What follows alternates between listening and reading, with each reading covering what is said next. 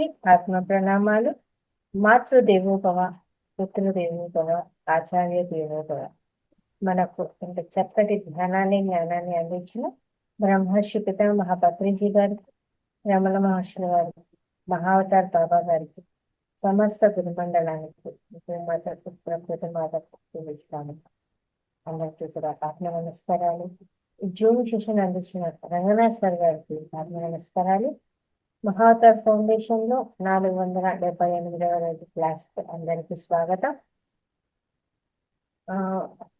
Masters, రేపు నెల 15, 16, 17 3 రోజులు అరుణాచలంలో మనకు ధ్యాన యజ్ఞము, సమగ్ర స్వస్థ కార్యక్రమం ఉంటుందండి. ఆ రోజు అంటే 15వ తారీఖు ఉదయం అక్కడికి చేరుకోవాల్సి ఉంటుంది. 15 సాయంత్రము మనకు అంటే దీప ప్రజ్వలనతో మొదలుపెట్టి కార్యక్రమం అని మనకు జ్ఞానము అందించడం జరుగుతుంది 2 రోజులు. ఆ ఉదయము మనకు ఏదైతే ఉందో అక్కడ అరుణాచలంలో మొత్తం అన్ని చూసుకోవడం కానీ ఇవన్నీ ఉంటాయి. రాత్రిపూట కావాలంటే టీవీ ప్రదర్శన.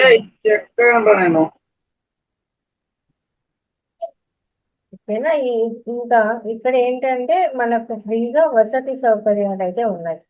ఏవైతే ఉండడానికి, అలాగే అక్కడ ఉచితంగానే భోజన సౌకర్యము, ఉచితంగానే వసతి సౌకర్యము ఉన్నాయి. మనకు ఒక చాప, బ్లాంకెట్ అవి ఇస్తారండి. సీనియర్ సిటిజన్స్ అయితే మంచము ఇవ్వబడుతుంది. ఎవరైనా లేదు మేము ఫ్యామిలీ వస్తాము, రూమ్స్ కావాలి అంటే రూమ్స్ మనకు పేమెంట్ రూమ్స్ ఉంటాయండి. అవి మనకు కావాలనుకుంటే మనం బుక్ చేసుకోవచ్చు. ఆ నంబర్స్ కూడా ఒకటి 2 రోజుల్లో మనం పంపించడం జరుగుతుంది అనమాట. ఇలా ఇంకా దీనికోసము ఎవరైనా సరే తన్మంధన్ రూపంలో అంటే అన్నదానానికి మీకు తోచినట్టు ఎవరికి ఎంత వీలైతే అంత అన్నదానానికి మనం సహాయం చేయొచ్చు. అలాగే మేము డబ్బు రూపంలోనే ఇవ్వలేము అనుకుంటే మన వస్తువు రూపంలో కూడా అక్కడ ఇచ్చినా కూడా తీసుకుంటారు అన్నమాట. అరుణాచలము ఎప్పుడు యాత్రికులు వచ్చే స్థలం కాబట్టి ఇబ్బంది ఏం లేదు. ఇంకొకటి డీటెయిల్స్ అన్ని కూడా మనము ఆ అరుణాచలం వాట్సాప్ గ్రూప్ లో సెండ్ చేస్తా వస్తాము. దీన్ని మీరు ప్రతిరోజు కూడా మీ స్టేటస్లో కానీ, మీ వాట్సాప్ ఫేస్బుక్లో కానీ పంపిస్తూ అందరికీ కూడా ప్రచారం చేయాల్సిందిగా కోరుతున్నాం అన్నమాట. అందరూ కూడా దీని యొక్క ప్రచారం, ఎందుకంటే అరుణాచలము అనేసరికి ఎనర్జీ క్షేత్రం కదా, అద్భుతమైన శక్తి క్షేత్రం కాబట్టి ప్రతి ఒక్కరూ రాదలుచుకుంటాం కాబట్టి తెలిసిన వాళ్ళు అందరికి ఇక్కడ ధ్యానం చేసే వాళ్ళే అని ఏం లేదు. ధ్యానము జ్ఞానము రెండు సమగ్ర స్వస్థ ఆరోగ్యానికి సంబంధించినవి కాబట్టి ధ్యానం చేయని వాళ్ళైనా కూడా ఆ రకమైన ఆరోగ్య సూత్రాలు తెలుసుకొని ఆచరణ చేయగలుగుతారు కాబట్టి అలా. ఇంకొకటి, అన్నదానానికి ఎవరైనా డబ్బులు కొంతమంది రిసిప్ట్ ఇస్తారా మాకు అని అడిగే వాళ్ళు కూడా ఉన్నారు. ఇంతవరకు మనము రిసిప్ట్ అనేది పెట్టలేదన్నమాట. కానీ ఈసారి సారు అన్నదానం ఇచ్చిన డబ్బులు ఇచ్చిన వాళ్ళకు రిసిప్ట్ కూడా ఏర్పాటు చేస్తున్నారు.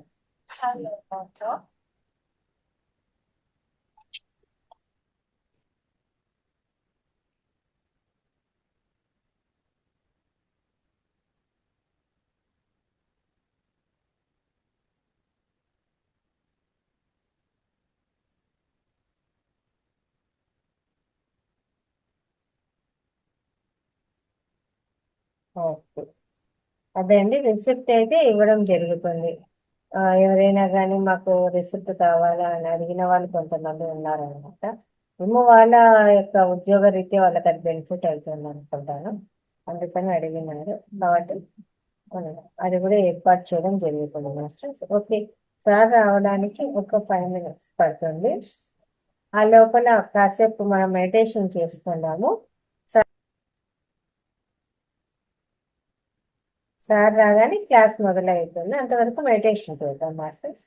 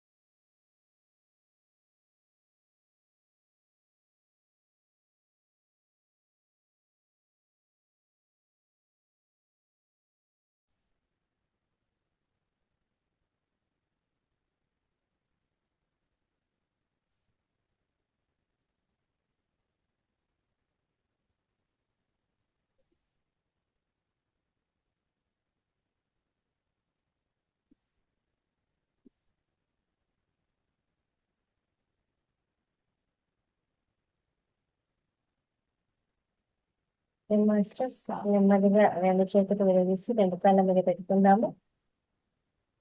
5, 4, 3, 2, 1.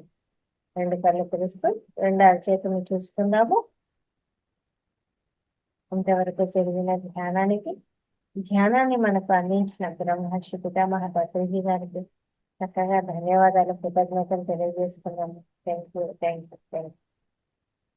నెక్స్ట్ మనకు స్వాధ్యాయంలో భాగంగా అద్భుతమైన టాపిక్ అంతరార్థాలు అనే టాపిక్ మనకు తెలియజేయడానికి భీమవరం నుంచి సీనియర్ ట్రైనింగ్ మాస్టర్ శ్రీనివాస్ గారు క్లాస్కు రావడం జరిగింది. అందరం కూడా వీడియోస్ ఆన్ చేసుకొని గట్టిగా క్లాప్ చెప్తూ సార్కు వెల్కమ్ చెప్పాము. నమస్తే sir, welcome welcome to the session. Thank you, thank you, thank you sir. నమస్తే నమస్తే నమస్తే నమస్తే. Yes madam. Thank you sir. ఇప్పటికిప్పుడు అనుకున్నా కూడా మాకు అవకాశము ఇచ్చారు మీ యొక్క క్లాస్ వినేందుకు. అంతరార్థాలు అనే టాపిక్ కూడా చెప్పడం జరిగింది వెంటనే, అడిగిన వెంటనే కూడా. Thank you sir.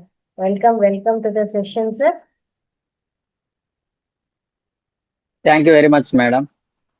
ఇంకా మీరు భీమవరం సారీ వశిష్ఠ గౌతంలో జరిగిన కార్యక్రమానికి కూడా మంచిగా రెస్పాండ్ అయ్యారు. మేడం అన్నదానానికి అక్కడ చేస్తున్నారు అని అడిగి మాకు అన్నదానానికి అమౌంట్ పంపించడం జరిగింది. దానికి కూడా కృతజ్ఞతలు సార్. ఇప్పుడైతే మనకు అరుణాచలంలో రేపు నెల 15, 16, 17 ఉంది సార్ కార్యక్రమం. ఇలాగే దీనికైతే రిసిప్ట్ ఇస్తున్నారు సార్. ఇప్పుడు సార్ రిసిప్ట్ పెట్టారు అన్నట్టు అడిగారు కదా. మేలోనా? మే నెల మేడం అంటున్నాను. మే నెల సార్. Yes madam. చెప్పండి మేడం. మే నెల 15, 16. Yes madam. Okay. Good evening all of you. అందరికీ నమస్కారాలు. మహావతార్ ఫౌండేషన్ మాస్టర్స్ అందరికి హృదయపూర్వక నమస్కారాలు. మేడం గారికి ధన్యవాదాలు. మనందరికీ చక్కగా ఇంత గొప్ప జ్ఞాన మార్గాన్ని అందించిన పత్రిజీ గారికి హృదయపూర్వక ధన్యవాదాలు. చక్కగా మనందరం ఈరోజు కలుసుకుంటున్నామంటే అది ఆయన చలవే.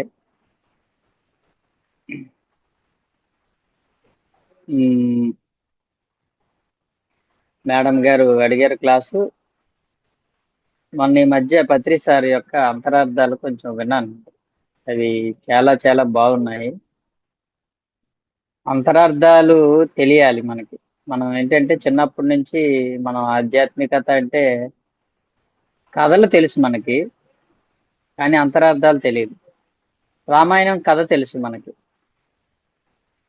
రామాయణంలో ఉన్న క్యారెక్టర్స్ తెలుసు, రామాయణంలో జరిగిన కథలన్నీ తెలుసు. మహాభారతం తెలుసు, మహాభారత కథలు తెలుసు, కానీ అందులో ఉన్న చాలా అంతరార్థాలు ఉన్నాయి నిగూఢంగా. అవి అలా ఎందుకున్నాయి, వాటి యొక్క అంతరార్థాలు ఏంటి, వాటి నుంచి మనం ఏం నేర్చుకోవాలి, ఎలాంటి విషయాలు నేర్చుకోవాలి అనేది అంతరార్థం. అంతరార్థం అంటే అంతరంగా దాగి ఉన్న అర్థం. బహిరార్థం వేరు, అంతరార్థం వేరు. బహిరార్థం అంటే ఏంటి? బయటికి కనిపించే అర్థం. అంతరార్థం అంటే దాని లోపల దాగి ఉన్న అర్థం. అది ఇంపార్టెంట్ మనకి. యోగులు అంతరార్థాన్ని చూస్తారు, ప్రాపంచిక జనులు, పామర జనులు బహిరార్థాన్ని చూస్తారు.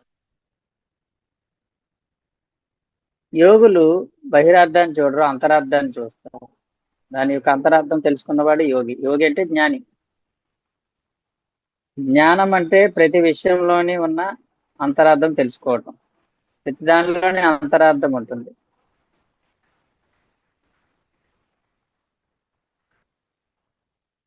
మత్స్యలోకం అన్నాం అనుకోండి, ఇది మత్స్యలోకం, భూలోకం. మత్స్యలోకం అంటే మరణం ఉండే లోకం అనమాట. ఇది అమర్త్య లోకం అంటే మరణం లేని లోకం. అమర్త్యుడు, అమర్త్యుడు అంటే అర్థం ఏంటంటే మరణం లేని లోకం. ఈ భూమండలం మరణం ఉండే లోకం ఇది. ఇక్కడ మరణం ఉంది కాబట్టి దీన్ని మర్త్యలోకం అంటారు. అమర్త్యలోకం అంటే పైలోకాల్లో మరణం ఉండదు. అక్కడ అక్కడ అలాగ ఉంటాం, ఆత్మగా ఉంటాం. అక్కడ మరణం అనేది ఉండదు. ఇక్కడ జననం మరణాలు ఉంటాయి కాబట్టి దీన్ని మర్త్యలోకం అంటారు. అలా ప్రతి విషయాల్ని మనం జాగ్రత్తగా గమనిస్తే చాలా విషయాలు మనకు తెలుస్తాయి. ధ్యానం చేస్తున్న కొద్దీ వాటి మీద ధ్యాస పెరిగే కొద్దీ మనకు తెలుస్తాయి. చిన్నప్పటి నుంచి ఎన్నో కథలు విన్నాము, కానీ వాటి యొక్క అంతరార్థాలు తెలియదు మనకి. ఈ రోజు కొన్ని విషయాలు నేను తెలుసుకున్నవి, నేను గ్రహించినవి, నేను విన్నవి చెప్పాలనుకున్నాను అందరికి. మేడం, ఆడియో బాగానే వస్తుందా? ఓకే వస్తాను సార్, వస్తాను. Okay okay okay madam, thank you very much. ముందుగా ఇప్పుడు మనకి అందరికి తెలిసి ఇది రామాయణం అనగానే చాలా విషయాలు ఉంటాయి. అందరికీ భారతదేశం అంటేనే రామాయణం. రామాయణంలో మనం చిన్నప్పుడు విన్నాం ఇది. చాలా చిన్నప్పుడు అన్ని వినేవాళ్ళు. మాస్టర్లు కథలు చెప్పినప్పుడు కట్టే కొట్టే తెచ్చే అంటారు. కట్టే కొట్టే తెచ్చే అంటే ఆ అంటే ఏదైనా విషయాన్ని సింపుల్ గా చెప్పడం కోసం అలా చెప్తారు. కట్టే కొట్టే తెచ్చేలాగా చెప్పలేవా అంటారు. ఏదైనా పెద్ద విషయాన్ని సింపుల్ గా చెప్పడం కోసమని మనం వాడేవాళ్ళం. కట్టే కొట్టే తెచ్చే అలా ఉండాలి అని. ఒక విషయాన్ని సింపుల్ గా మాట్లాడాలి అంటే అలా చెప్పాలి, అలా చెయ్యాలని. కానీ బాహిరార్థం, జనరల్ గా అర్థం ఏంటంటే కట్టె అంటే వారధిని కట్టడం. లంకకి వారధిని కట్టడాన్ని కట్టె. కొట్టె అంటే ఆ రాక్షసులని, ఆ రావణాసురుని అందరినీ సంహరించడం కొట్టె. తెచ్చే అంటే సీతాదేవిని తెచ్చుకోవటం. ఇది బహిరార్థం. కానీ దాని అంతరార్థం వేరే. అంతరార్థం ఏంటంటే కట్టె అంటే శరీరాన్ని కట్టేయటం. వారధి అంటే శరీరం. శరీరం ఈ కట్టె కాలే వరకు అంట. కట్టె అంటే శరీరం అని అర్థం. కట్టెను కట్టేయాలి. కట్టేయడం అంటే ఏంటంటే ఈ శరీరాన్ని జడంగా అలా ఉంచాలి, కదలకుండా అలా ఉంచాలి. శరీరాన్ని ఏ పని చేయనివ్వకూడదు. శరీరంతో చూడకూడదు, వినకూడదు, మాట్లాడకూడదు. ఈ శరీరంతో ఏమీ చేయకుండా ఉంచేయడాన్ని దాన్ని కట్టె అంటే. ఈ కట్టెను కట్టేయాలి. కొట్టే అంటే దేన్ని కొట్టాలి?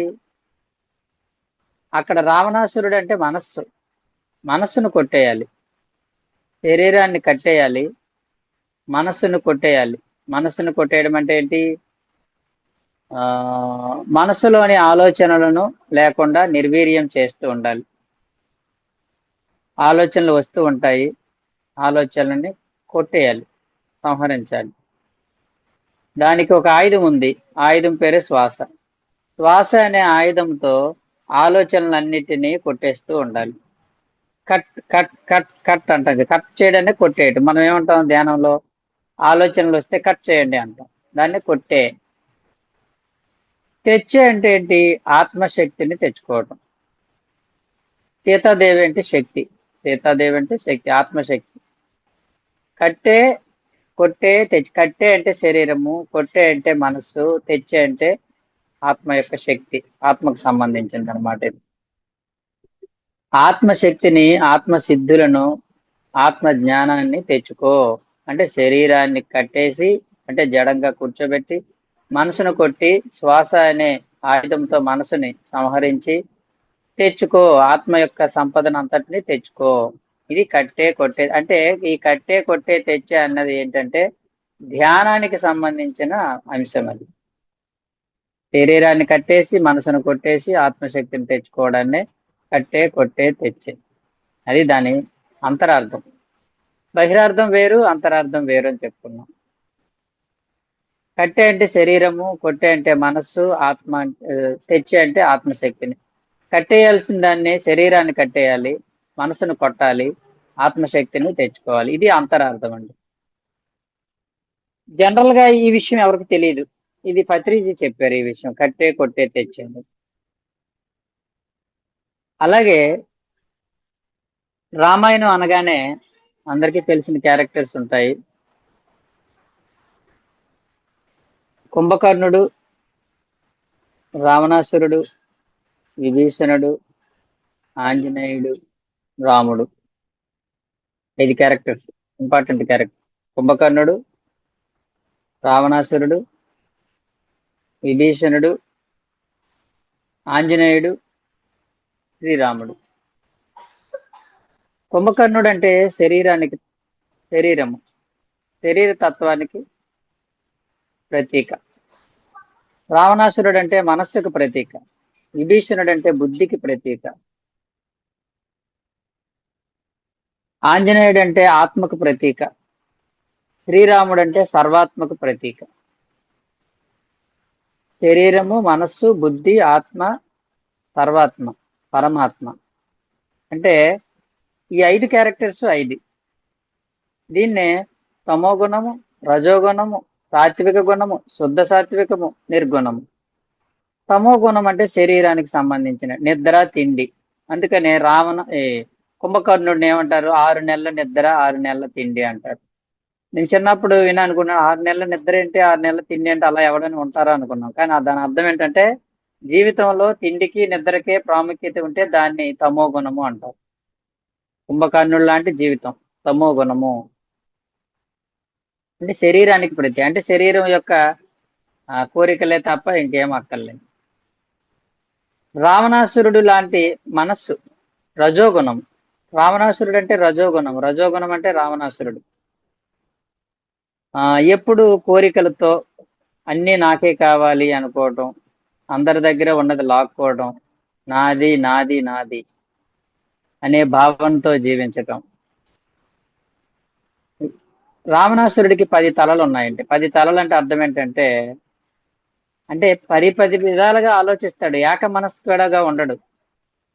10 రకాల మనస్సులతో ఉంటాడు. కోతి లాంటి మనసు 10 రకాల మనస్సులతో ఉంటాడు కాబట్టి 10 తలలు అన్నారు. 10 తలలు అంటే నిజంగా 10 తలలు లేవు. అంటే 10 రకాల ఆలోచనలతో ఉంటాడు, ఒక ఆలోచనతో ఉండడు. అంటే మనస్సు యొక్క వెర్రి తలలు వేసిన వాడే రావణాసురుడు. వెర్రి తలలు, మనసు యొక్క వెర్రి తలలు వేసిన వాడు రావణాసురుడు. అదే 10 తలలు ఉండడం అంటే. రావణాసురుడు అంటే రజోగుణానికి ప్రతీక, ఇది మనస్సు. విభీషణుడు అంటే బుద్ధి. ఈ బుద్ధి అనేది మంచి చెడులు తెలుసుకున్నదన్నమాట. అది పాటించడం పాటించకపోవడం కాదు, మంచి చెడు లేదో తెలుసుకునే దాన్ని బుద్ధి అంటారు. ఈ 3 వరుసగా చూడండి, వీళ్ళ అన్నదమ్ములు. కుంభకర్ణుడు, రావణాసురుడు,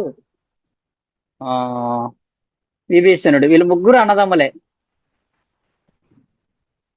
ఈ 3లో ఒకే తల్లికి అంటే ఒకే తత్వానికి సంబంధించిన వాళ్ళు. తమో గుణం, రజోగుణం, సాత్విక గుణం. తర్వాత శుద్ధ సాత్వికం అనేది ఇది ఆంజనేయ స్వామి, ఆత్మకు సంబంధించినది. ఈ శుద్ధ సాత్వికం అనేది సాత్వికానికి విరుద్ధంగా ఉంటుంది. కొంచెం సాత్వికం ఎదిగితే శుద్ధ సాత్వికం అవుతుంది.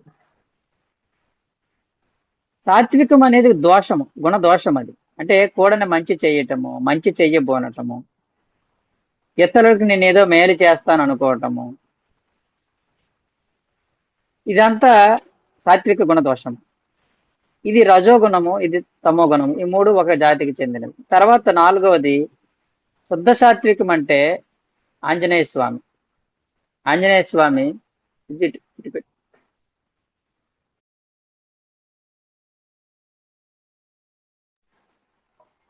ఆంజనేయ స్వామి శుద్ధ సాత్వికానికి సంబంధించి. నిర్గుణుడు శ్రీరాముడు. శ్రీరాముడు అంటే నిర్గుణం, ఏ గుణము లేనివాడు.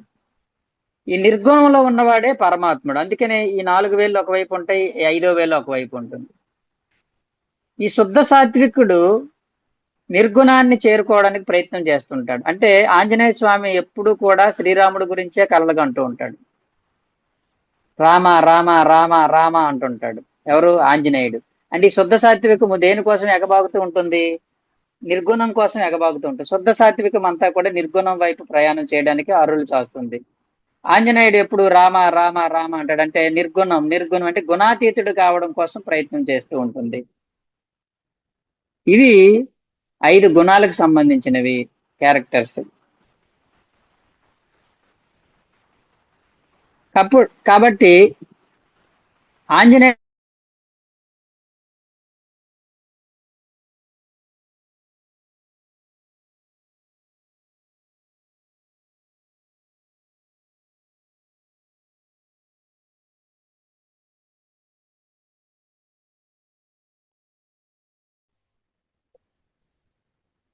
ఓకే, ఆంజనేయుడు అంటే ధ్యానం.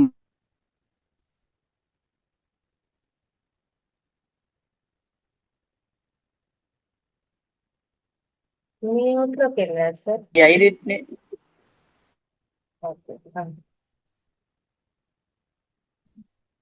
మళ్ళీ మ్యూట్లోకి వెళ్ళారు. ఈ 5 గుణాలను తెలుసుకునేదే రామాయణం, తెలిపేదే రామాయణం. తర్వాత ఇంకొక 3 క్యారెక్టర్స్ ఉంటాయి. హనుమంతుడు హనుమంతుడు, పవనపుత్రుడు, అయితే వాయుపుత్రుడు, ఆంజనేయుడు. హనుమంతుడు అంటే కోతి లాంటి మనసు ఉన్నవాడు. వాయుపుత్రుడు అంటే శ్వాస మీద ధ్యాస పెడితే ఆంజనేయుడు అవుతాడు. హనుమంతుడు వాయుపుత్రుడు అయితే ఆంజనేయుడు. ఆంజనేయుడు అంటే అంజనం సిద్ధిస్తుంది, అంటే ఆత్మశక్తి సంప్రాప్తిస్తుంది. అంటే కోతి లాంటి మనసు ఉన్న హనుమంతుడిలా ఉన్నవాడు పవనపుత్రుడు అయితే శ్వాస మీద ధ్యాస పెట్టి ధ్యానం చేస్తే ఆంజనేయుడిగా మారుతాడు, అంటే అంజనం సిద్ధించుకుంటాడు. ఇది ఆ మూడింటి గురించి. ఒకే క్యారెక్టర్ లో ఒకే మనిషి 3 రకాలుగా ఉంటాడు. కోతి లాంటి మనసు ఉన్నవాడు శ్వాస మీద ధ్యాస పెడితే ఆంజనేయుడిగా మారుతాడు, అంజనం సిద్ధిస్తుంది, ఏదనుకుంటే అవి పొందగలుగుతాడు. ఇది ఈ రామాయణంలో మనం ఎన్నో విషయాల్ని గ్రహించగలిగే విషయాలు ఉన్నాయి. ఇంకా చాలా ఉన్నాయి, కొన్ని ముఖ్యమైనవి. మిగతా వాటిలోకి వెళ్దాం. మహాభారతంలోకి వెళ్దాం. మహాభారతం అనగానే తెలుసు, కౌరవులు, పాండవులు, కృష్ణుడు ముఖ్యమైన క్యారెక్టర్స్.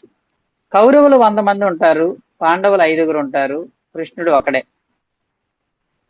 అంటే అర్థం ఏంటంటే, కౌరవులు అంటే అధర్మంలో ఉండేవాళ్ళు, పాండవులు అంటే ధర్మంలో జీవించేవారు, కృష్ణుడు అంటే యోగీశ్వరుడు, సత్యము తెలిసినవాడు, యోగీశ్వరుడు. అంటే దీని అర్థం ఏంటంటే, అధర్మంలో జీవించే వాళ్ళు కోకొల్లలుగా ఉంటారు సమాజంలో,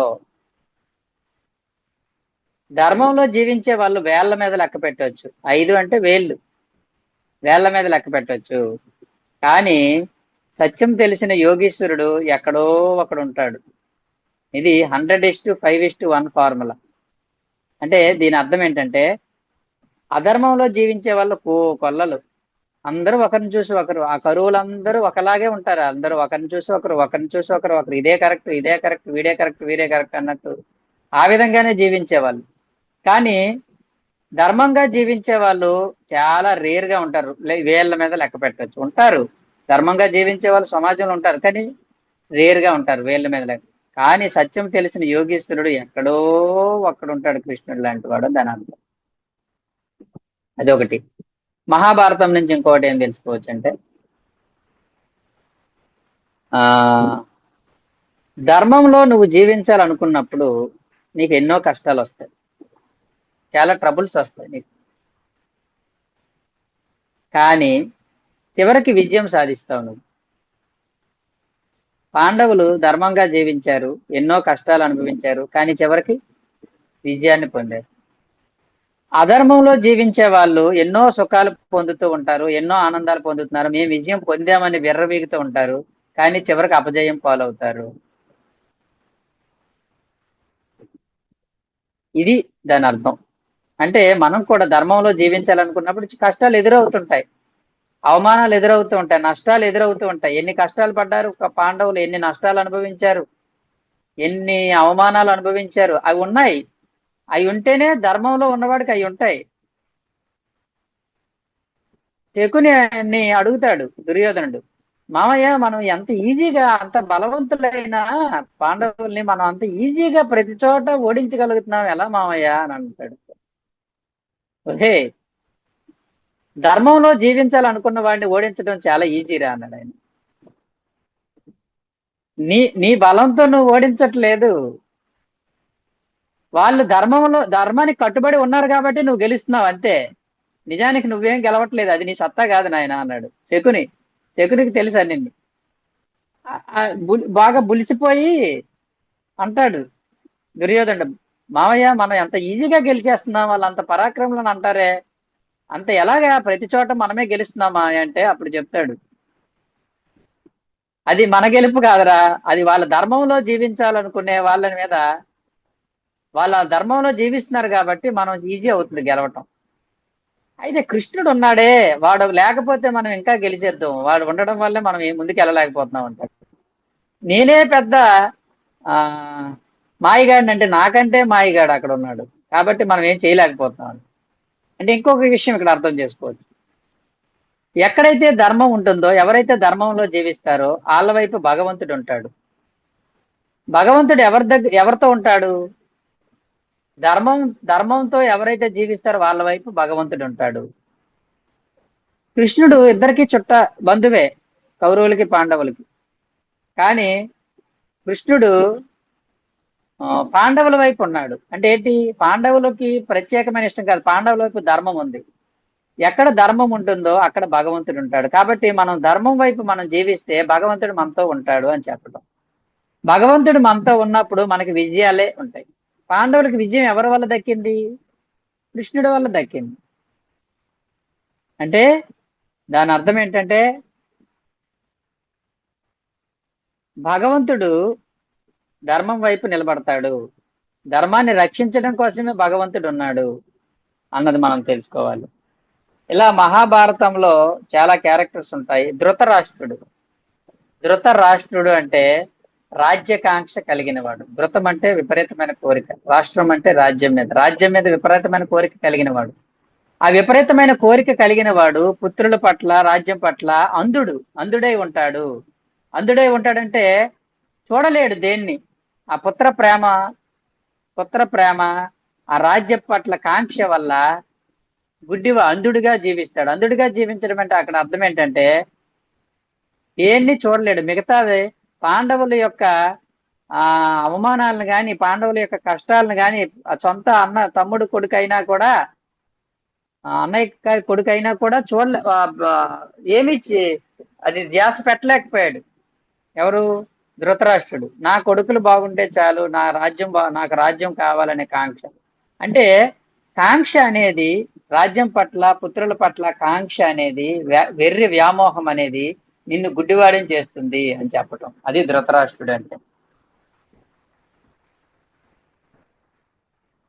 గాంధారి కూడా కళ్ళున్న గుడ్డిదానిగా బతకాల్సి వచ్చింది. అంటే అలాంటి వాళ్ళ సాంగత్యం వల్ల నువ్వు కూడా అలాగే తయారవుతావు అని చెప్పటం. అక్కడ ఆవిడ నిజంగా అలా అయ్యిందో లేదో మనకు తెలియదు, కానీ అంటే ధృతరాష్ట్రుడితో సంపర్కం వల్ల నువ్వు కూడా అలాగే తయారవుతావు అని చెప్పడమే గాంధారి జీవితం. కాబట్టి మహాభారతంలో ఎన్నో అంశాలు ఉన్నాయి. మనం తెలుసుకోవాల్సిన అంతరార్థాలు చాలా ఉంటాయి. ఇంకా కొంచెం ముందుకెళ్దాము. కొంచెం ముందుకెళ్ళి పరమశివుడి దగ్గరికి వద్దాం. శివుడి దగ్గర నేర్చుకోవాల్సిన చాలా ఉంటాయి. మనం దేవుళ్ళ అందరిలోని కొంచెం స్పెసిఫిక్ గా కనిపించే దేవుడు ఎవరంటే శివుడే. అందరూ జంతువుల్ని వాహనంగా చేసుకుంటారు, ఆయన మెడలోనే పాము వేసుకుని ఉంటాడు. అలాంటి క్యారెక్టర్ ఎక్కడా కనబడదు, ఏ దేవుడికి కనబడదు. మెడలో పాములు వేసుకోవటం, విభూది రాసుకోవటం, శ్మశానంలో జీవించడం, మూడో కన్ను కలిగి ఉండడం, తలపైన గంగను మోయటం, ఇవన్నీ డిఫరెంట్ స్పెసిఫిక్ గా కనిపిస్తాడు శివుడు. శివుడి దగ్గర నుంచి చాలా అంతరార్థాలు ఉంటాయండి. శివుడు నీలకంఠుడు అంటే అర్థం ఏంటంటే, నీలం అంటే విషము, కంఠంలో విషం దాచుకున్నవాడు అని అర్థం. దీని అర్థం ఏంటంటే, మనం లోక కళ్యాణం కోసం పనిచేసినప్పుడు మనకు చాలా ట్రబుల్స్ వస్తుంటాయి. విషము బయటకు వస్తూ ఉంటుంది. చాలా మంది చాలా రకాలుగా విషం కక్కుతూ ఉంటారు. దాన్ని మనం ఏం చేయాలి? కంఠంలో దాచుకోవాలి. నువ్వు మింగేవనుకో నువ్వు చేస్తావు, బయటికి కక్కితే పక్క వాళ్ళు చేస్తారు. కాబట్టి ఈ ట్రబుల్స్ ని, ఈ విషయాన్ని, ఈ పాయిజన్ ని నువ్వు కక్కకూడదు, మింగకూడదు, దాచుకోవాలి కంఠంలో. దాన్నే నీలకంఠుడు అంటే అర్థం ఏంటంటే, లోక కళ్యాణకరమైన కార్యక్రమంలో నేను జీవిస్తున్నప్పుడు నీకు ఎన్నో సమస్యలు, ఎన్నో ట్రబుల్స్ ఏర్పడతాయి. వాటిని నువ్వు బయటికి కక్కకు, అలాగే నువ్వు దాన్ని దిగమింగకు, కంఠంలో దాచుకో. కంఠంలో పెట్టుకున్నాడమ్మా అంటారు. అంటే అర్థం ఏంటి? దాచుకున్నాడు, అది దాన్ని బయటికి చెప్పలేదు, వాడు అనుభవించలేదు. అది నీలకంఠుడు అంటే. నాగభూషణుడు అంటే ఏంటి? నాగభూషణుడు అంటే నాగుపాముని భూషణంగా మెడలో వేసుకోవటం. అంటే మనం దేనికైతే భయపడతామో దాన్ని మనం మెడలో వేసుకోవాలి అని చెప్పటం. మనం వేటికైతే భయాలు ఉన్నాయో, మనకి చాలా భయాలు ఉంటాయి కదా, ఆ భయానికి భయపడకూడదు. ఆ భయాలన్నింటినీ తీసుకొచ్చి మెడలో వేసుకోవాలి. అనారోగ్యం అంటే భయం, తీసుకొచ్చి మెడలో వేసుకో. నీకు ఏదైతే భయం ఉందో, ఫ్యామిలీ అంటే భయం, తీసుకొచ్చి మెడలో వేసుకో. ఏది భయపడతావద్దు అన్ని వాటికి దూరంగా వెళ్ళకు, వాటికి భయపడకు, నువ్వు వాటిని తీసుకొచ్చి మెడలో వేసుకో. దాన్ని నాగభూషణుడు అంటే, నువ్వు నీ భయాలకు భయపడకు, భయాలను ధరించు నువ్వు అని చెప్పడం అండి. ధరించాలి, భయాన్ని ధరించాలి. చంద్రశేఖరుడు శిఖరమునందు చంద్రబింబము కలిగిన వాడు అంటే అర్థం ఏంటంటే, ఈ తల ఎప్పుడూ కూడా చంద్రుడిలాగా చల్లగా ఉండాలి, ఎప్పుడు వేడిగా ఉండకూడదు. చంద్రశేఖరుడు అంటే నీ తల ఎప్పుడు కూడా ఆ చందమామలాగా చల్లగా ఉండాలి తప్ప బుర్ర హీట్ ఎక్కిపోకూడదు. Mind will be always cooled అని చెప్పడం చంద్రశేఖరుడు అంటే. నాగభూషణుడు, నీలకంఠుడు. నెక్స్ట్ ఇద్దరు భార్యలు. అంటే అర్థం ఏంటంటే, దాని అర్థం ఏంటంటే 50-50. మన లైఫ్ ఎలా ఉండాలంటే 50-50గా ఉండాలి. పార్వతీదేవి అంటే ప్రాపంచిక జీవితము, గంగాదేవి అంటే ఆధ్యాత్మిక జీవితం. ప్రతి మనిషికి 2 జీవితాలు ఉండాలి, ప్రాపంచిక జీవితం ఉండాలి, ఆధ్యాత్మిక జీవితం ఉండాలి అని చెప్పేదే శివుడికి ఇద్దరు భార్యలు అంటే. గంగాదేవి అంటే ఆకాశగంగ అంటే కాస్మిక్ ఎనర్జీ. అంటే ప్రతి మనిషి కూడా ధ్యానంలో ఆకాశగంగను పొందుతూ ఉండాలి, ప్రాపంచికంగా భార్య పిల్లలతో హాయిగా జీవిస్తూ ఆనందంగా గడపాలి అని చెప్పేదే శివుడికి ఇద్దరు భార్యలు అంటే. అలాగే శివుడికి ముల్లోకాలు తిరిగి రమ్మని ఇద్దరు పిల్లలకి చెప్తాడు శివుడు. చెప్తే ఆ కుమారస్వామి సర్రమని బయలుదేరుతాడు, నేను తిరిగి వచ్చేస్తాను స్పీడ్గా అని. పాపం ఆ వినాయకుడు పొట్ట వేసుకుని కదలలేక, దీనికి తోడు ఎలక వాహనం, అది అసలే కదలలేదు, ఏం చేయాలో తెలియక అక్కడే కూర్చున్నాడు. ఈ కుమారస్వామి మాత్రం ముల్లోకాలు తిరుగుదామని బయలుదేరితే విచిత్రం ఏంటంటే, కుమారస్వామి ఎక్కడికి వెళ్తే అక్కడే వినాయకుడు కనబడేవాడు, ఏ లోకానికి వెళ్తే అక్కడికి. ఈయన ఏం చేశాడు వినాయకుడు, ఇంకా నా తల్లిదండ్రులే నాకు అంతాను, అన్ని వాళ్ళే, వాళ్ళకంటే నాకు ఇంకేముంది ఈ ఈ లోకాల్లో అని చెప్పి వాళ్ళ చుట్టూ తిరిగితే నేను అంతా పరిభ్రమించి వచ్చినట్టు అని చెప్పి ఏం చేస్తారంటే వాళ్ళ చుట్టూ 3 సార్లు తిరుగుతాడు.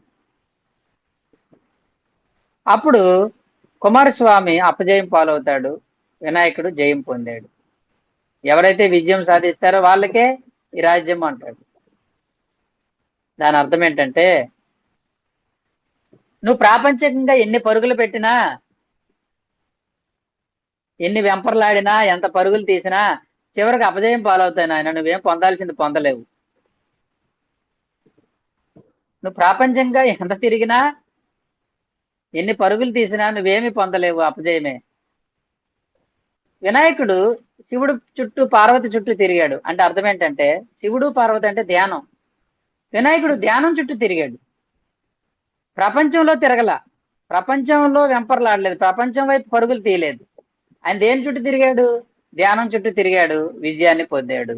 అంటే నువ్వు ప్రపంచంలో ఏది పొందడానికి ఏమీ లేదు, ప్రపంచంలో తిరగడంలో విజయం లేదు, ధ్యానంలోనే విజయం ఉంది అని చెప్పటమే ఆ కథ యొక్క అంతరాలు. ఎంత చక్కగా ఉన్నాయో ఈ అంతరార్థాలు. శివుడికి 3వ కన్ను ఉంది అంటే మనకు 3వ కన్ను ఉంటుంది అని చెప్పడం. మనకు కూడా 3వ కన్ను ఉంటుంది, దివ్య నేత్రం ఉంటుంది. శివుడు హిమాలయాల్లో ఉంటాడు. అంటే అర్థం ఏంటంటే, నువ్వు ఎప్పుడు చల్లగా ఉండాలి, కూల్గా ఉండాలి, అంతే తప్ప హాట్గా ఉండకూడదు. నువ్వు ఎప్పుడు నీ మైండ్ కూల్గా ఉండాలని చెప్పేది చంద్రశేఖరం.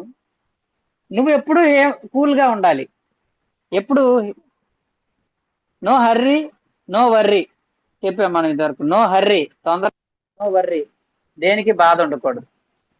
ఎలా ఉండాలంటే కూల్గా ఉండాలి. ఏం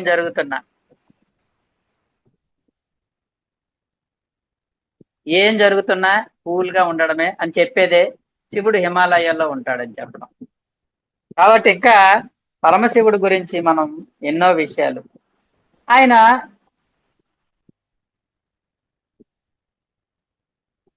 ఆ శ్మశానంలో ఉండేవాడు. అంటే అర్థం ఏంటంటే లైఫ్ సింపుల్ గా ఉండాలి, ఆధ్యాత్మికంగా ఉన్నతంగా ఉండాలి, మూడో కన్ను కలిగి ఉండాలి, ప్రాపంచికంగా చాలా సింపుల్ గా లైఫ్ ఉండాలి. అంతే తప్ప ప్రాపంచిక ఆర్భాటాలు ఏం అవసరం లేదు. చిన్న పులి చర్మం చాలు ధరించడానికి అని చెప్పాడు.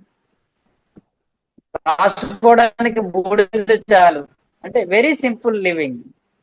శివుడు అంటే ప్రాపంచికంగా వెరీ సింపుల్ లివింగ్, కానీ ఆధ్యాత్మికంగా మూడవ కన్ను అంటే అనంతమైన శక్తి కలిగిన వాడు, దేవదేవుడు, దేవుళ్ళకే దేవుడు అయ్యాడు. అంటే నువ్వు అర్థం ఏంటంటే ఆధ్యాత్మికంగా ఉన్నతిని సాధించాలి, ప్రాపంచికంగా ఉన్నతిని సాధించడం కాదు అని చెప్పడమే దాని అర్థం. ఆధ్యాత్మిక ఉన్నతి కాదు,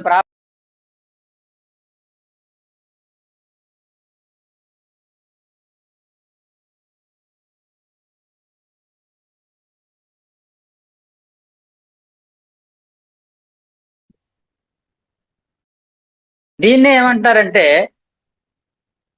దీన్ని ఏమంటారంటే ప్రాపంచికంగా సంతృప్తి ఉండాలి, ప్రాపంచిక జీవితంలో సంతృప్తి ఉండాలి, ఆధ్యాత్మిక జీవితంలో అసంతృప్తి ఉండాలి. ప్రాపంచిక జీవితంలో సంతృప్తి ఉండాలి, ఆధ్యాత్మిక జీవితంలో అసంతృప్తి ఉండాలి. అది సరైన జీవితం. శివుడు ఎప్పుడు ధ్యానం చేస్తూ ఉండేవాడు. దేవతలందరూ ఆయన దగ్గరికి ఒకసారి వెళ్ళి ఆయనకి ఏదో సమస్య చెప్పుకోవడానికి వెళ్తే ఆయన ధ్యానంలో కూర్చున్నాడు. అదేంటి స్వామి, మా అందరికంటే మీరే హైయెస్ట్ కదా, మీరెందుకు ధ్యానం చేస్తున్నారు అంటే అప్పుడు శివుడు అన్నాడు, మీ వరకు నేను హైయెస్ట్ కానీ నాకంటే ఇంకా ఉన్నతంగా సాధించాల్సింది చాలా ఉంది అని చెప్పాడు. అంటే అర్థం ఏంటి? ఆధ్యాత్మికంగా ఇంకా అసంతృప్తే ఉంది ఆయనకి. ప్రాపంచికంగా చాలే ఉన్నంత కూడు ఉన్నంత గుడ్డ అనుకున్నాడు. అంటే ప్రాపంచికంగా ఎప్పుడు సంతృప్తిగా ఉండాలి, ఆధ్యాత్మికంగా అసంతృప్తిగా ఉండాలని చెప్పేదే శివుడి యొక్క జీవితము. మూడవ కన్ను తెరుచుకుంటే భస్మం అయిపోతారంటారు. మూడవ కన్ను తెరుచుకుంటే భస్మం అయిపోతారంట. దాని అర్థం ఏంటంటే నీకు దివ్య నేత్రం వికసించినప్పుడు నీలో ఉన్న అజ్ఞానం అంతా భస్మం అయిపోతుంది అని దాని అర్థం. భస్మం అంటే మనుషులు భస్మం అయిపోవడం కాదు. శివుడు మూడవ కన్ను తెరుచుకుంటే అందరూ భస్మీపటలం అయిపోతారు అంటారు. అంటే అర్థం ఏంటంటే నీ మూడవ కన్ను తెరుచుకున్నప్పుడు నీ దివ్య నేత్రం ద్వారా ఎదుటి వారిలోని అజ్ఞానాన్ని భస్మం చేయవచ్చు, నువ్వు అజ్ఞానాన్ని తొలగించవచ్చు. అంటే నీ జ్ఞానంతో, నీ దివ్య నేత్రంతో ఎదుటి వారిలో ఉన్న అజ్ఞానాన్ని నువ్వు తొలగించిన వాడు అవుతావు. భస్మీపటం దేన్ని భస్మం చేస్తావు? అజ్ఞానాన్ని భస్మం చేస్తావు. అది దాని అర్థం. అంతే తప్ప శివుడు మూడవ కన్ను తెరిస్తే ఈ ప్రపంచం అంతా కూడా, మొత్తం అంతా కూడా భస్మం అయిపోతుంది కాదు.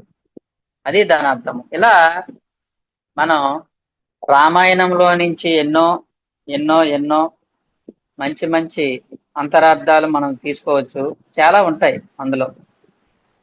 అలాగే మహాభారతంలోంచి ఎన్నో మంచి అంతరార్థాలు తీసుకోవచ్చు. ఈ శివ పురాణంలోంచి శివుడి గురించి మన జీవితంలో ఎన్నో మంచి అంతరార్థాలు కూడా తీసుకోవచ్చు. ఇలా అంతరార్థాలు తీసుకుంటే అంటే ఒక ఆధ్యాత్మిక వ్యక్తి యొక్క జీవితం ఎలా ఉండాలని చెప్పేదే ఈ యొక్క ఇతిహాసాలన్నీ కూడా. మహాభారతం ఏం చెప్తుంది? నువ్వు ఎలా జీవించాలో చెప్తుంది.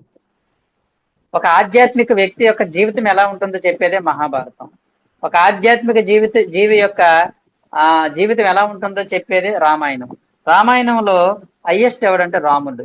నువ్వు ఆధ్యాత్మికంగా ఎలా జీవించాలి? రాముడుగా జీవించాలంటే నిర్గుణంలో జీవించు, లోక కళ్యాణంలో జీవించు, ధర్మంలో జీవించు, లోక కళ్యాణంలో జీవించు, అందరికీ చేయూతనివ్వు, సరిగ్గా పరిపాలించు. ఒక అధికారిగా ఉంటే నువ్వు సరిగ్గా పరిపాలించు అని చెప్తుంది అన్నమాట. ఎక్కడైతే రాముడు ఉంటాడో అక్కడ సీత ఉంటుంది. అంటే ఎక్కడైతే నిర్గుణం ఉంటుందో అక్కడ శక్తి ఉంటుంది. అనంతమైన శక్తి ఉంటుంది. సీతాదేవి అంటే అనంతమైన శక్తి. అలాంటి వారికి ఆంజనేయ స్వామి లాంటి వాళ్ళు సహాయం చేస్తూ, అంటే శుద్ధ సాత్వికంలో ఉన్నవారు, ధ్యానం చేసే వాళ్ళందరూ మనకు సహాయకారులుగా ఉంటారు అని చెప్పడం. ఇలా మనం ఎన్నో విషయాలు అంటే ఒక ఆధ్యాత్మిక జీవితానికి అర్థం పట్టేవే ఈ ఇతిహాసాలన్నీ కూడా. మహాభారతాన్ని బట్టి మనం తెలుసుకోవచ్చు.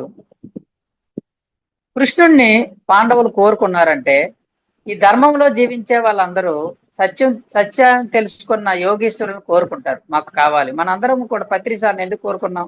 మనందరికి ధర్మం పట్ల ఆసక్తి కాబట్టి మనకి కృష్ణుడు లాంటి పత్రిసారి అవసరమైంది. మిగతా వాళ్ళు పత్రిసారిని తిట్టుకునే వాళ్ళు చాలా మంది ఉన్నారు. కౌరవులందరూ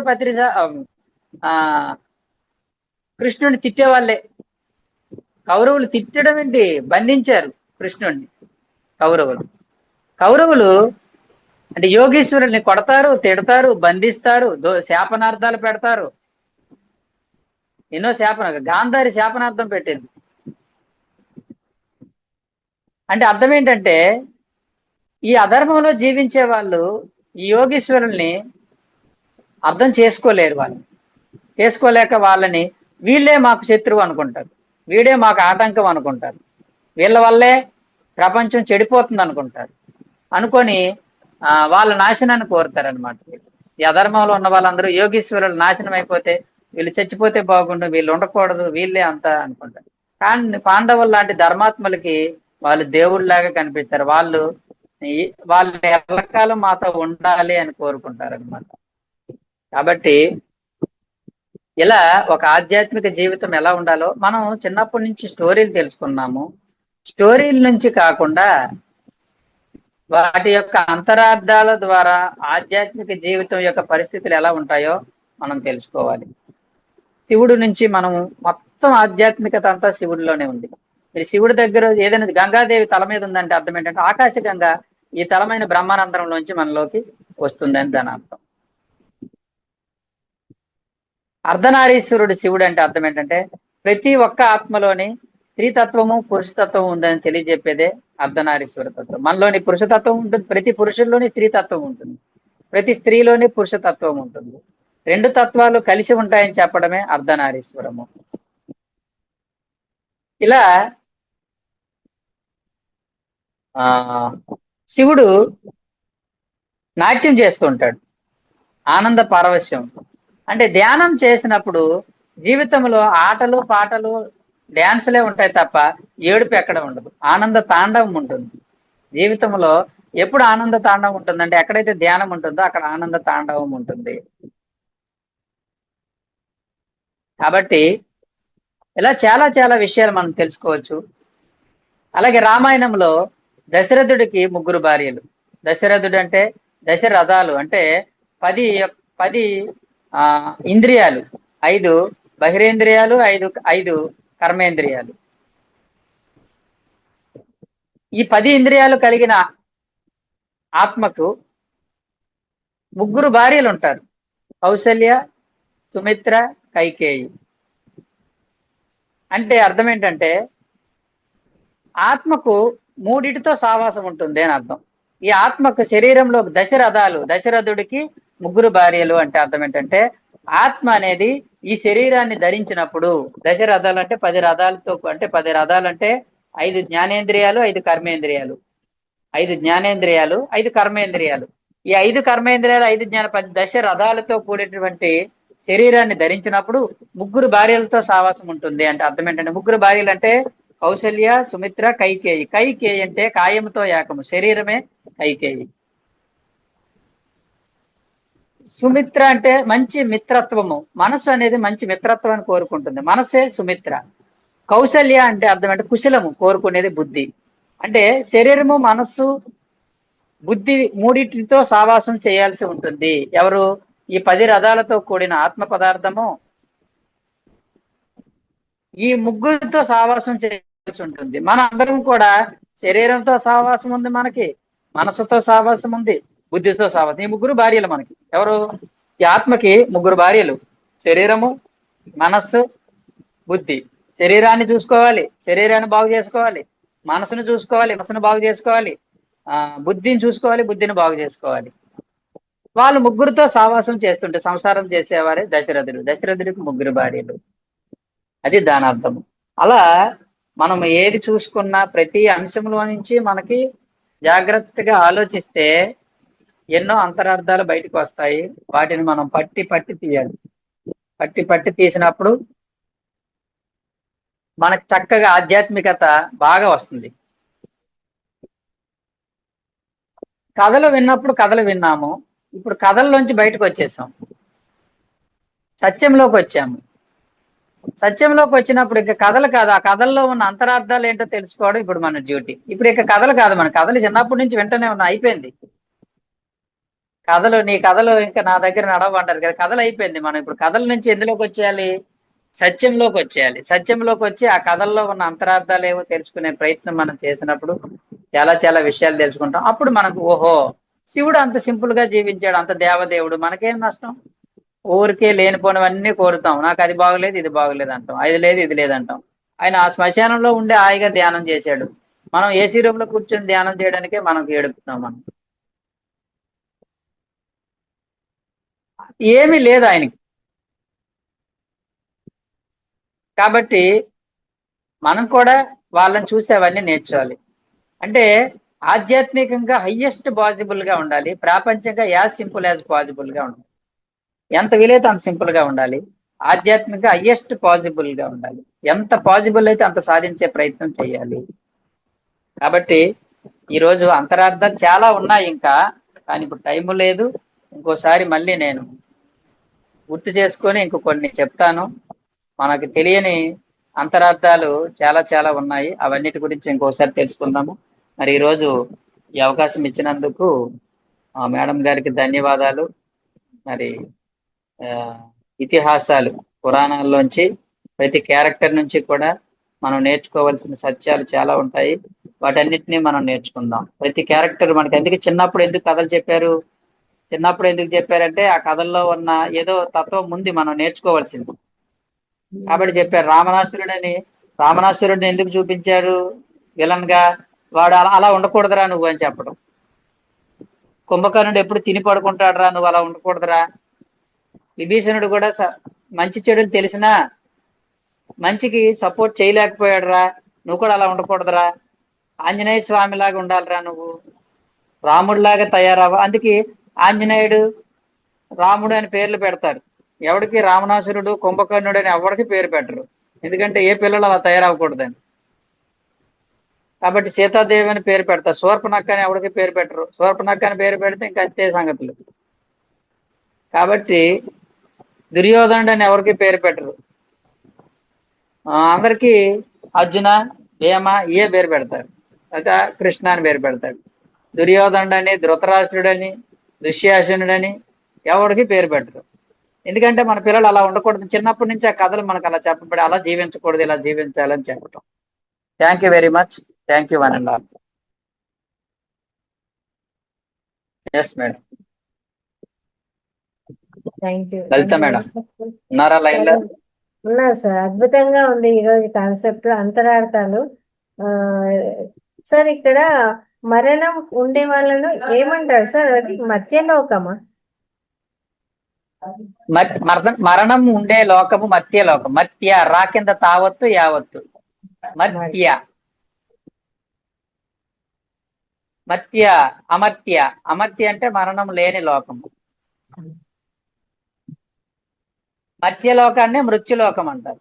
మత్యము అనేది మృత్యువు అనే దాని నుంచి వచ్చింది. మత్యం, మత్స్యము కాదు. మత్స్యం అంటే చేప. మర్త్య రాక మా రాక యావత్తు యావత్తు మత్య. మరణం లేని లోకాన్ని అమర్త్య లోకం. ఇవి రెండు కొత్త విషయాలు సార్, కొత్త పదాలు. అంటే వినలేదు ఈ కొత్త పదాలు.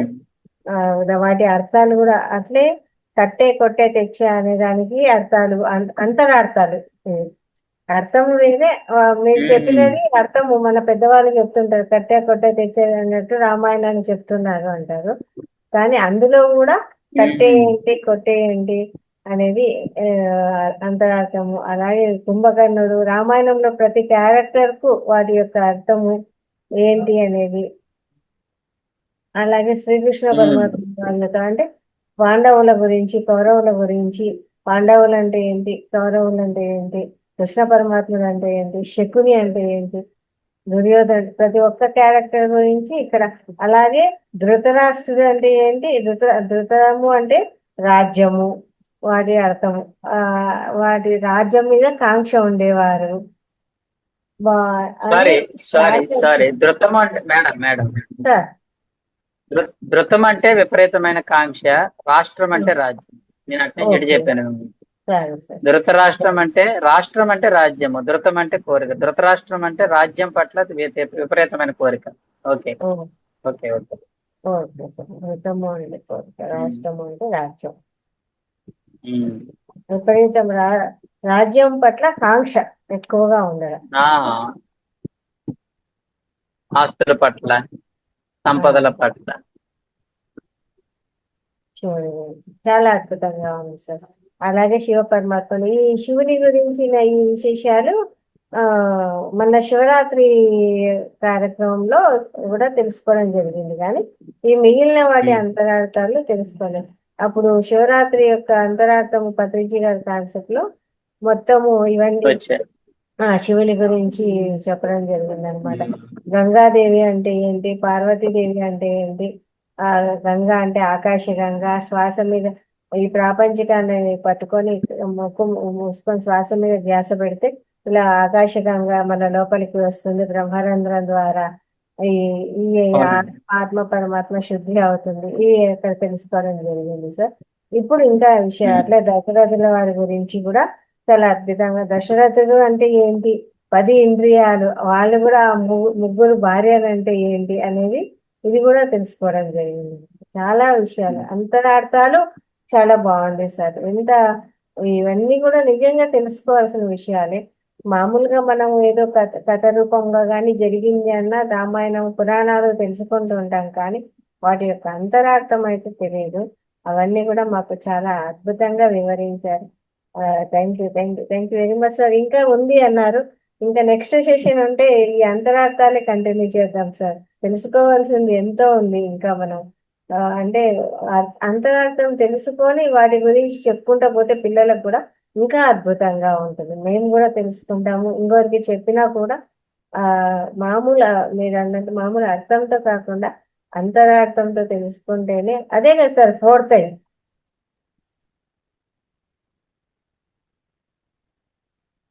సార్ వినిపిస్తుందా నా మాట? సార్ కెమెరా ఆఫ్ చేస్తున్నారు. వినిపిస్తుంది మేడం, క్లారిటీ ఉందండి. సార్కి సార్ స్ట్రక్ అయిపోయింది నెట్వర్క్ విషయం. Yes madam. ఫోర్త్ ఐ అంటే అదే కదా సార్? ఎస్ మేడం, ఫోర్త్ అయ్యండి అదే జ్ఞాన నేత్రం. అంతరార్థాన్ని తెలుసుకోవడమే ఫోర్త్. బాగానే చెప్పారు మేడం. రైట్. మీకు ఫోర్త్ అయ్యి ఉంది. మీరు ఫోర్త్ ఐ మాస్టరే కదా సార్. ఇంకా మీరు ఫోర్త్ అయ్యి అంటే ఏంటో చెప్పేశారంటే మీకు ఫోర్త్ అయ్యి ఉన్నట్టే. అబ్బో, తెలుసుకుంటూ ఉన్నాం సార్. ఇంకా thank you sir. Padma madam గారు. మేడం మాట్లాడండి. నమస్తే మేడం. మేడం నిన్న మనం చెప్పుకున్న 5 ఫింగర్ కాన్సెప్ట్ సార్ దగ్గర విన్నదే నేను కూడా. అయితే ఇవాళ గమ్మత్తు కదా సారు, నిన్న శరీరము బుద్ధి పరమాత్మ, ఇవాళ శరీరం బుద్ధి శరీరము 3 భార్యలు అని చెప్పి ఆ కంపారిజన్ అలా చెప్పారు మేడం. చాలా బాగుంది. అంతరార్థాల్లో ఉన్న అంతరార్థాలని సార్ చెప్తేనే ఆ క్లారిటీ బాగుంటుందండి.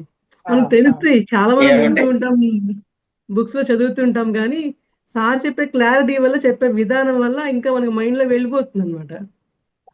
సో ఇవాళ మత్స్యలోకం అనేది మీరు అన్నట్లు నాకు కొత్తగా అనిపించిందండి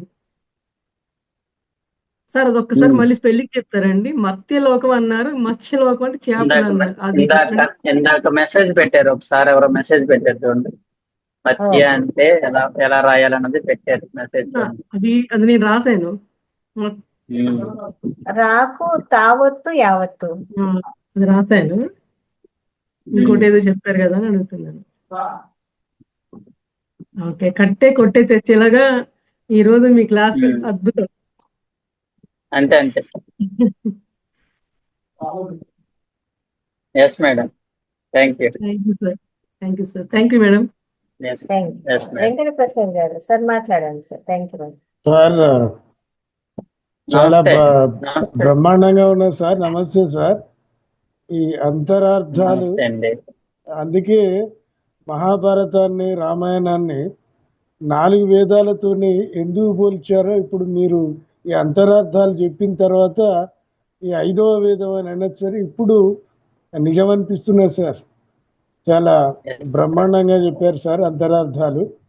ఈ సీతాయనము అనేటువంటి బుక్ లో కూడా ఇలాంటి అంతరార్థాలు రామాయణానికి ఉన్నటువంటి ఇన్నర్ థాట్స్ అన్ని కూడా సీతాయనంలో ఈ విధంగానే చెప్పడం జరిగింది సార్. తిరిగి మళ్ళీ మీ ద్వారా ఎస్ సార్. ఈ అంతరార్థాలు విన్నప్పుడు ఆ సీతాయనం బుక్ మళ్ళీ ఒకసారి చదివి ఇలాంటి అన్ని సేకరించుకోవాలని అనిపిస్తున్నది సార్. మీరు చెప్పే విధానం Very కూడా good. మీ చిరునవ్వు అందరికీ కూడా అది అలా అలవాటు చేసుకోవాలని అనిపిస్తున్నది సార్ నాకైతే. మీరు అయ్యో, ప్రతి మీరు బాగానే ఉన్నారు. మీరు బాగానే నవ్వుతూనే ఉన్నారు సార్. మీరు బాగానే నవ్వుతూనే కనిపిస్తున్నారు నాకు అంటున్నాను. Okay okay sir. Thank you sir. Thank you sir. చాలా బ్రహ్మాండంగా ఉన్నది sir class. Very good sir. Very good sir. Excellent. Yes. ఇంకా master Next, sir.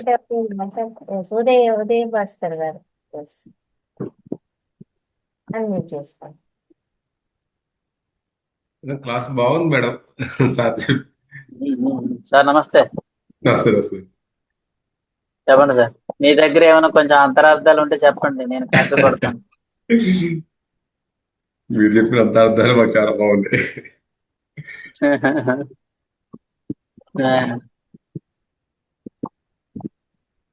Yes sir. Yes sir. Thank you. అందరు కరెక్ట్ చేయాలి. అంతరార్థాలను కరెక్ట్ చేయాలి మేడం, అందరూ కలిసి. Yes, గొప్ప sir. సబ్జెక్ట్ అవుతుంది. అందరూ కరెక్ట్ చేయాలి. అందరూ ఒక్కొక్క అంతరార్థం చెప్పగలగాలి. అప్పుడు మన దగ్గర బోల్డ్ సరుకు వస్తుంది మనకి. అవును సార్. అది లలితా సహస్రనామంలో కూడా అర్థం కాదు అంతరార్థం చెప్పండి అని పత్రిజీ గారు కొంతమంది మాస్టర్స్ కి చెప్పడం జరిగింది. వాళ్ళు ఇప్పుడు పూర్తి దాని మీదనే కృషి చేస్తున్నారు సార్. దాని మీదే చెప్పే ప్రయత్నము, అందరికి తెలియజేసే వెరీ ప్రయత్నం good. Very good. Very good madam. Very అందులో గుడ్. గార్లపాటి శ్రీదేవి గారు చాలా అద్భుతంగా చెప్తున్నారు. తెలుసు. ఒక్కొక్క నామాన్ని వివరిస్తూ చెప్పడం అనేది ఉంది. ఎంత అద్భుతం అంటే సార్, అసలు ఎక్సలెంట్. అందులోనూ శివుని లింగాష్టకం మీద చెప్పినారు సార్. 8 అష్టకాలు. ఆ 8 మీద 8 రోజులు ఒక్కొక్క పదాన్ని వివరించుకుంటూ దాని యొక్క అంతరార్థాన్ని తీసుకొని వచ్చి చెప్పినారు సార్. అది ఇంకా అద్భుతంగా ఉంది. లలిత సహస్రనామం వింటూ ఉంటాము, కానీ లింగాష్టకంలో ఆ పదాలకు వాటి అంతరార్థం చెప్పుకొని వచ్చినారు సార్. అది చాలా అద్భుతంగా ఉంది సార్. ఎంత జ్ఞానం ఉందో అందులో, ఎంత తెలుసుకోవాల్సిందో, చాలా విషయాలు నేర్పించినారు సార్ అక్కడ. అది తెలుసుకోగలుగుతున్నాను సార్. చాలా బాగా ఇంకోటి చెప్పారు చెప్తాను. సార్. ఒకటి గుర్తొచ్చింది. శేష సైనుడు అంటాం కదా.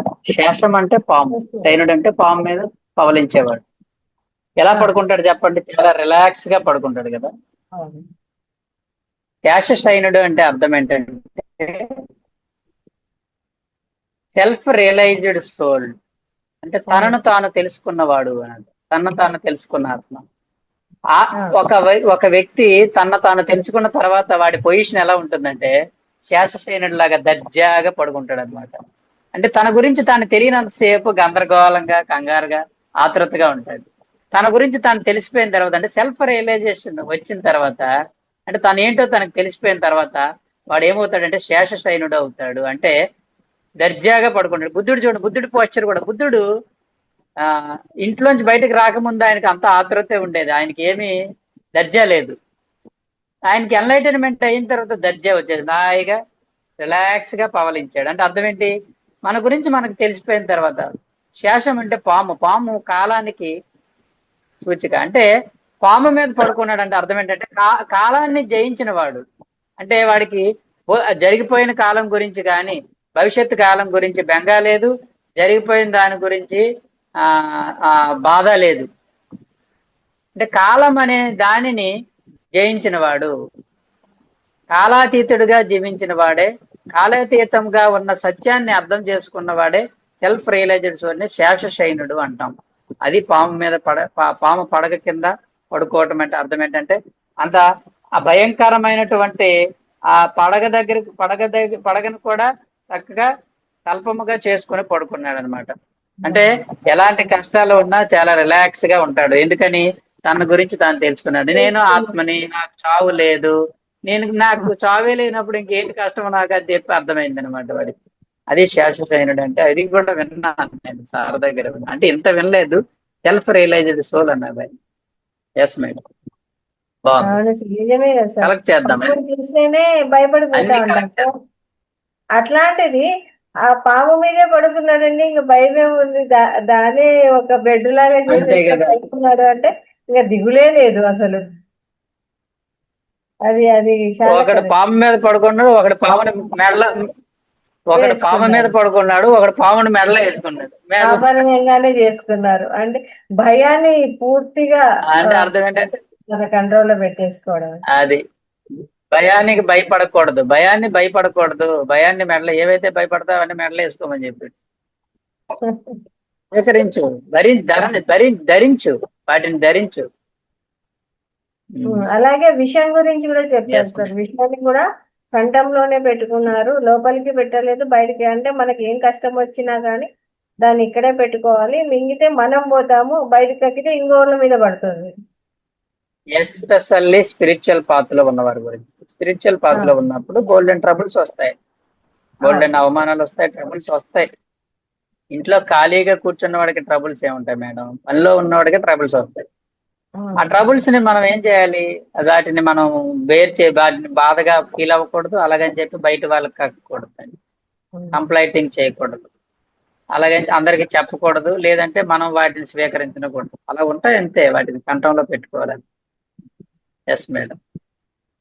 కొన్ని విషయాల్లో ఎమోషనల్ గా అంటే ఏమైనా వచ్చినప్పుడు కొంచెము అది దాటిపోతూ ఉంటాం సార్. వారది మళ్ళీ వెంటనే తెలుసుకుంటాము. మేడం సహనం అండి, ఏం లేదు మేడం, ఏమి చేయలేం మేడం. దాని నుంచి ఏ విధంగా బయటపడాలని ఎప్పుడు ఆలోచించకూడదండి. అది బుద్ధత్వం కాదు. ఆ పరిస్థితి ఎదురైనప్పుడు కొంచెం సహనాన్ని తెచ్చుకొని శాంతంగా, సహనంగా ఉండడానికి ప్రయత్నం చేయడమే మనం చేయాల్సిన పని. దీని నుంచి నేను ఏ విధంగా బయటపడాలనుకున్న కొద్దీ టెన్షన్ పెరిగిపోతుంది. పరిస్థితి వచ్చింది, మనం దాన్ని చేయడానికి ఏమి లేదు, కానీ ఆ పరిస్థితి మనల్ని బాధ పెడుతుంది. అది మనల్ని గుండె గుబేలం అనే పరిస్థితి. ఏం చేస్తాం? సహనంగా ఉందాం. కొన్ని నెలలో, కొన్ని రోజులు ఉంటే నెమ్మదిగా పరిస్థితి మారిపోతుంది. అక్కడ ఉండాల్సిన సహనమే. పత్రి సార్ చెప్పారు, ప్రాపంచిక జీవితంలో సహనం ఉండాలి, ఆధ్యాత్మిక జీవితానికి శ్రద్ధ ఉండాలి. 2 జీవితాలు ఉన్నాయి, ప్రాపంచిక జీవితం, ఆధ్యాత్మిక జీవితం. ప్రాపంచిక జీవితానికి ఏం కావాలి? పెట్టుబడి, సహనం. ప్రాపంచిక జీవితంలో ఎప్పుడు సహనంగా ఉండాల్సిన పరిస్థితులే వస్తాయి నీకు ప్రాపంచిక జీవితంలో. ఆధ్యాత్మిక జీవితంలో సహనం కాదు కావాల్సింది, శ్రద్ధ ఉండాలి. పుస్తకాలు చదవడానికి శ్రద్ధ ఉండాలి, ధ్యానం చేయడానికి శ్రద్ధ ఉండాలి, ఈ క్లాస్ ఉండాలి, వినాలంటే శ్రద్ధ ఉండాలి. సహనం ఏముంది? ఇక్కడ హాయిగా ఈ ఫ్యాన్ ముందు కూర్చొని తగ్గగా చెప్తున్నాం మనం. దీనికి సహనం కాదు, శ్రద్ధ ఉండాలి. ప్రాపంచిక జీవితంలో ట్రబుల్స్ ఏర్పడతాయి, కష్టాలు వచ్చినప్పుడు వాటికి సహనం ఉండాలి, శ్రద్ధ కాదు, సహనం ఉండాలి. 2 జీవితాలు ఉన్నాయి, 2 శ్రద్ధ సబూరి అంటే దానికి అర్థం చెప్పాడు పత్రి సార్. ప్రాపంచిక జీవితంలో సహనము, ఏది వచ్చినా సహనంగా భరించు. వస్తుంది, చాలా చాలా సఫరింగ్ వస్తుంది. సహనంగా, ఓపికగా అలా ఉండు, కామ్గా ఉండు. అంటే మౌనంగా ఉండాలి, సహనంగా ఉండాలి. మౌనంలో నుంచే సహనం ఉంది, సహనంలోనే మౌనం ఉంది. మిగతాదంతా శ్రద్ధగా ఉండాలి. ఎన్ని పరిస్థితులు ఎదురైనా ఆధ్యాత్మిక పట్ల శ్రద్ధ పోకూడదు. ఆ, ఆధ్యాత్మిక నువ్వు ఎంత గొప్ప ఆధ్యాత్మికుడు అయినా సహనం పాటించాల్సిన అవసరం ఉంది. నువ్వు ఆధ్యాత్మికుడు కదా, నీకేమి రాదనుకోకు, నీకు వస్తాయి, నువ్వు సహనం పాటించాలి. ఇంకా అప్పుడే సహనంగా మీకు ఉంటూనే ఎక్కువ వస్తుంది. శ్రద్ధ శ్రద్ధ వహించాలి. రెండు ఆభరణాలు మనకి, శ్రద్ధ సహనము. శ్రద్ధ సబూరి అన్నాడు అదే పరీక్ష లాగా వస్తుంటాయి. షిరిడి బాబా. ఏమైనా కత్తి మీద సామే సార్, అలాగే ఎస్ మేడం. అనిపిస్తుంది. సహన పరీక్షలు మేడం. ఉమ్. మనిషి జీవితంలో పరీక్షలనే సహనాన్ని పెంపొందించడానికి, వేరే ఏం కాదు. సహనమే ప్రగతి. ఆత్మకి ఏం కావాలి? ప్రగతి కావాలి. ప్రగతి ఎలా వస్తుంది? సహనం వల్లే వస్తుంది. సహనం ఎలా వస్తుంది? కష్టాలు, నష్టాలు, అవమానాలు వచ్చినప్పుడు ఏమి ఉండాలి? ఎవరు అవమానించారు, సహనం వహించు. కష్టం వచ్చింది, సహనం వహించు. నష్టం వచ్చింది, డబ్బులన్నీ పోయాయి, ఇంట్లో డింగ్ డింగ్లన్నీ టింగ్ డింగ్ లేవు, సౌండ్ లేదు ఇంటి దగ్గర, ఏం చేయాలి? సహనంగా ఉండు. ఏం చేస్తాం? పోయినాయి అన్ని. Yes madam.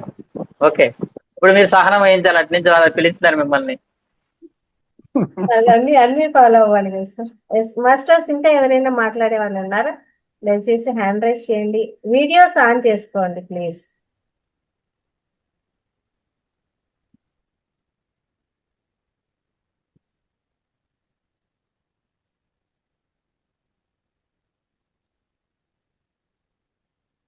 Okay. Yes sir, thank you Yes, madam. Very much. ఈరోజు మాకు అంతరార్థాలు, అద్భుతమైన కాన్సెప్ట్, ప్రతి ఒక్కరూ తెలుసుకోవాల్సిన విషయాలు, అందరికీ తెలియచేయవలసిన విషయాలు సార్. పిల్లలకు కానీ పెద్దలకు కానీ మేము చాలా అద్భుతంగా వివరించాలి, వాళ్ళకు కూడా తెలియచేయాలి. మెయిన్ అర్థం కాదు, అంతరార్థము అని మాకు తెలియజేశారు సార్. అనంత కోటి ఆత్మీయ నమస్కారాలు. వీటిని అందరూ అందరూ అంతరార్థాలని కలెక్ట్ చేయాలి అందరూ. Sure sir, sure. Yes madam. Yes madam. Sure sure sir. మీరు కొన్ని అంతరార్థాలు కలెక్ట్ చేయాలి సార్ వెంకట ప్రసాద్ గారు. తప్పకుండా సార్, తప్పకుండా చేస్తాం sir.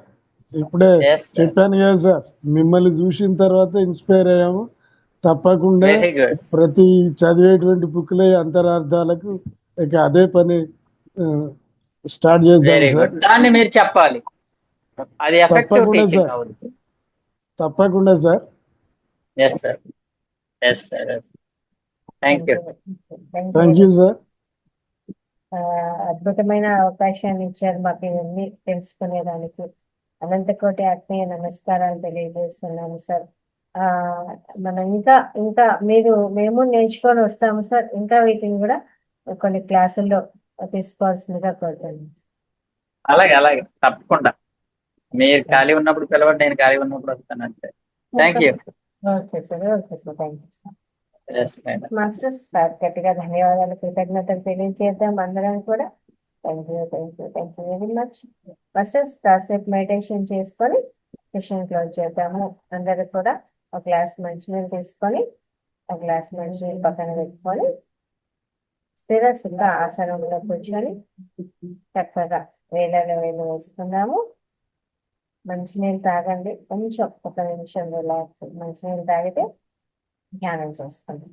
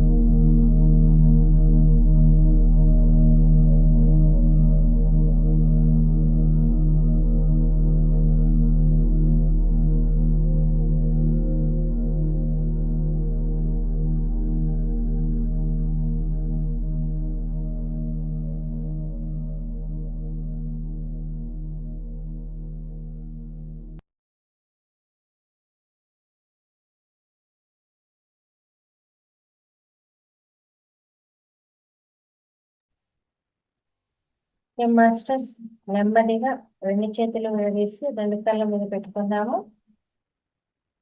5, 4, 3, 2, 1.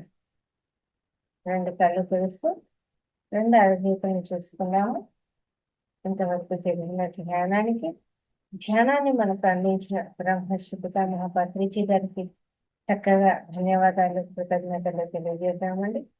Thank you, thank you, thank you. తిరిగి రేపటి సెషన్లో కలుసుకుందాము. అంతవరకు సెలవు. Thank you.